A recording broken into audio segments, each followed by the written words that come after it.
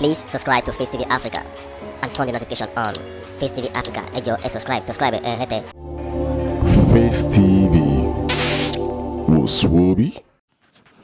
Bàbá Ijesha, ha!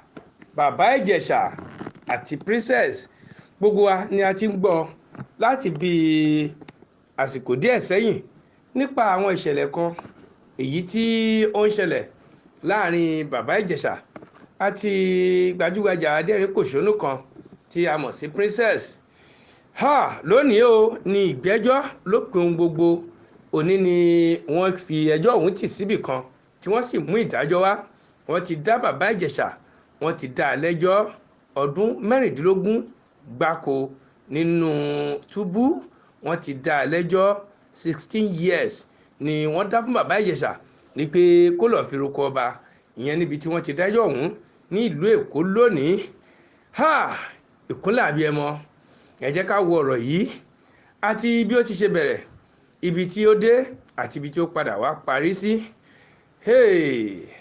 Láàárín gbogbo àwọn tí wọ́n jẹ́ òṣèré, ogunlọ́gọ̀ àwọn èèyàn ni wọ́n péjú síbẹ̀ lónìí níbi tí wọ́n ti ń wo bí wọ́n ti ń ti bàbá Ijesha lọ́gbọ̀ngbọ̀n lọ sínú kolokolo àti ọkọ̀ ńlá kan tí wọ́n pè ní Black Maria, èyí tí wọ́n fi ń gbé ẹni tí wọ́n bá ti dá ẹjọ́ ẹ̀wọ̀n fún.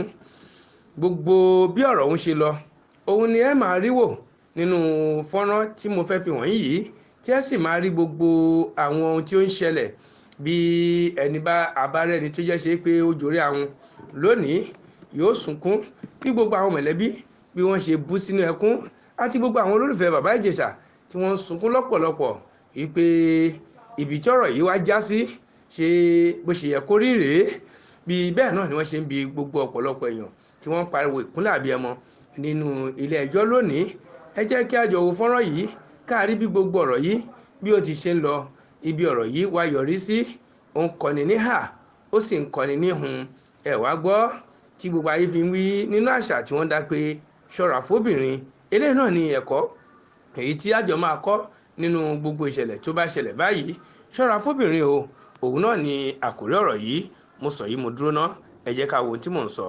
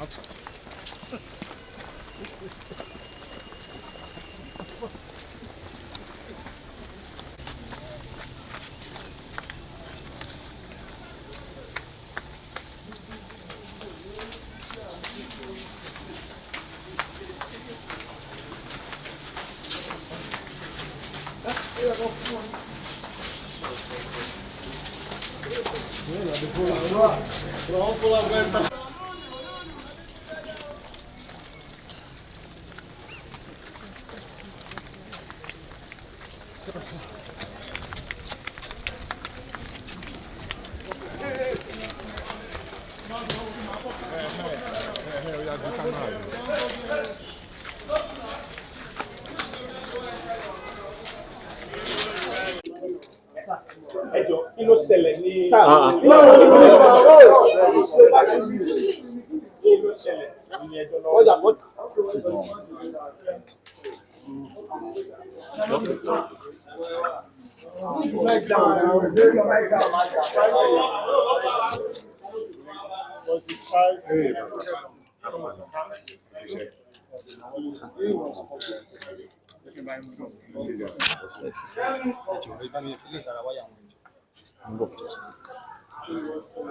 Ó ti wind up, kí ló ṣẹlẹ̀?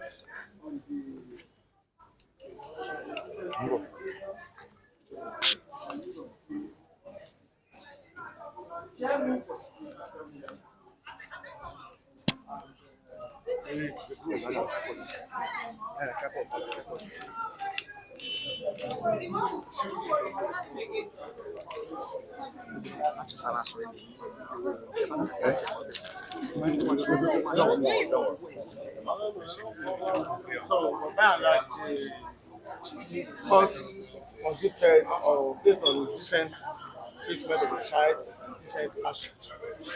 So, those basically. ẹ jọ ẹ bá ṣàlàyé ẹ ní Yorùbá lẹ́kùnrẹ́rẹ́. What's the next step? What's the next step? Okay, we're going to divine God and do the next step. ẹ jọ ní Yorùbá ẹ jọ ẹ bá àwọn èèyàn sọ̀rọ̀ nǹkan tó ṣẹlẹ̀ kó lè ní. Oh, very well. ẹ bá sọ Yorùbá ẹ jọ. Oh, very well. No, we intend to test the case on the case. Because we believe that something. ẹ jọ ẹ bá sọ Yorùbá ẹ jọ. Lórí àwọn ẹ̀sùn kan, ẹ̀sùn ti ọdún méje sẹ́yìn, wọ́n ní pé wọ́n fi kọ́kọ́rọ́ já àbálẹ̀ ọmọ yẹn. Ilé ẹjọ́ ní pé kò sí ẹ̀rí tó dájú lórí ẹ̀. Ṣùgbọ́n lórí ti pé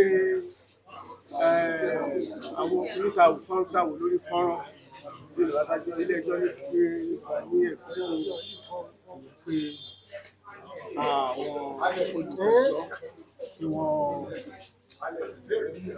rí àrídájú ẹ̀sùn bíi ní lápapọ̀ bíi ọdún mélòó ni bàbá Ìjẹ̀ṣà máa lò ní lọ́dà sí báyìí. 5 years. kí ni ìgbésẹ̀ tó wá kàn tẹ́ fẹ́ ṣe báyìí gẹ́gẹ́ bí agbẹjọ́rò bàbá Ìjẹ̀ṣà?